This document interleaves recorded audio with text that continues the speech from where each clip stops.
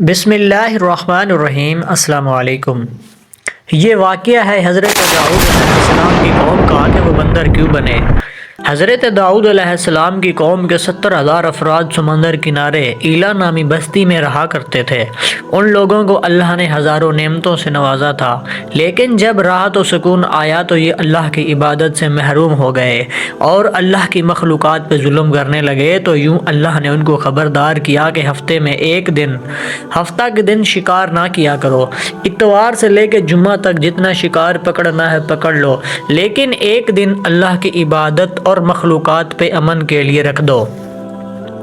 Video میں آگے بڑھنے سے پہلے آپ سب سے گزارش ہے کہ اس ویڈیو کو جلدی سے لائک کریں اور چینل کو سبسکرائب کریں۔ شکریہ۔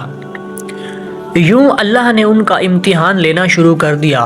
وہ اتوار سے لے کے جمعے تک سمندر میں مچھلیاں پکڑنے لگتے تو مچھلیاں زیادہ مقدار میں ہاتھ نہ آتی، اور ہفتے کے دن سمندر کو دیکھتے تو ان کو بڑی بڑی مچھلیاں نظر آنے لگتی۔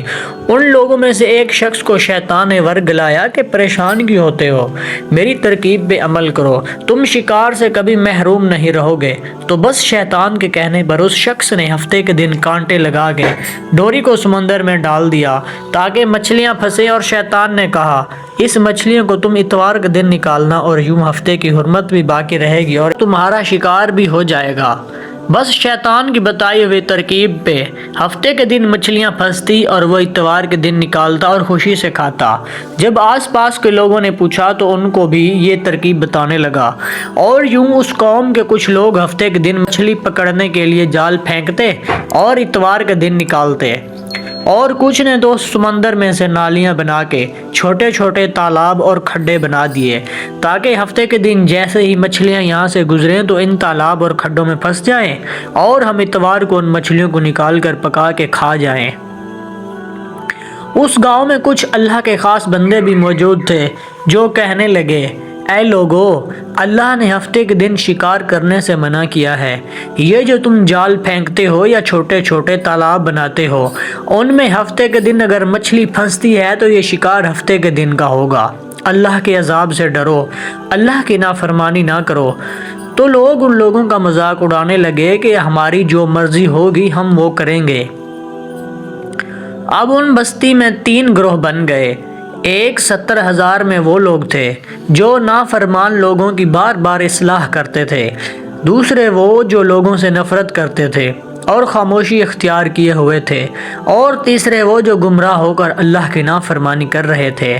تو یوں نیک بندوں نے ان بستی کے بیچ میں سے دیوار کھڑی کر دی اور یہ حکم نافذ کیا کہ اللہ کی نافرمانی کرنے والے اس طرف ہو جائیں اور ہم جو اللہ کے فرما بردار ہیں وہ اس طرف رہیں گے۔ وہ صالح لوگ بار بار ان سے کہتے رہے، اے لوگو، اللہ سے ڈرو۔ قوم سمود، قوم لوط کا جو حشر ہوا اس کو یاد کرو، اللہ کی نافرمانی نہ کرو ورنہ تم پہ بھی کوئی عذاب آئے گا۔ وہ سارے نافرمان جن کی تعداد تقریباً 12,000 تھی، سب ہنستے رہے کہ یہ تو سب کتابی باتیں ہیں، ہم پہ کوئی عذاب نہیں آئے گا۔ بس جیسے ہی وہ گروہ حصوں میں تقسیم ہو گیا، ایک جو اللہ کے فرما بردار بندے دیوار کے اس طرف تھے، اور وہ جو نافرمان بندے جو دیوار کے اس طرف تھے، وہ نافرمان پوری رات ہنستے رہے، مذاق اڑاتے رہے، اور وہ اللہ کے خاص بندے دیوار کے اس طرف اللہ سے معافی مانگنے لگے۔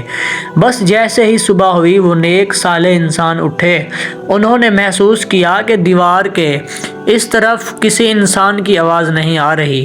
جیسے ہی دیوار کی اس طرف چڑھ کے دیکھنے لگے تو یہ سارے کے سارے وہ لوگ بندر کی شکل میں تبدیل ہو چکے تھے اور بندروں کی حرکت کو انجام دے رہے تھے۔ وہ جو سارے لوگ دیوار سے بندروں کو دیکھنے لگے، ان صالح لوگوں میں سے جو لوگ ان کے رشتہ دار تھے، انہوں نے ان بندروں کے کپڑوں سے اپنے اپنے رشتہ داروں کو پہچانا اور چیخ کے رونے لگے کہ اللہ سے معافی مانگنے لگے۔ لیکن اللہ کا عذاب جب آتا ہے تو وہ ہو کے رہتا ہے۔